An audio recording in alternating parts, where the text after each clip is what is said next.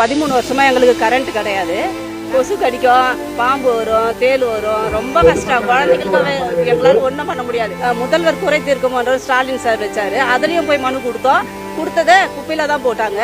எங்க எம்எல்ஏ, எங்க ஊரு திருப்போரூர் ஒன்றிய எம்எல்ஏ விஜயராஜ் உடனே ஆக்ஷன் எடுத்து 60 நாள்ல எங்களுக்கு கரண்ட் வாங்கி கொடுத்துட்டாரு.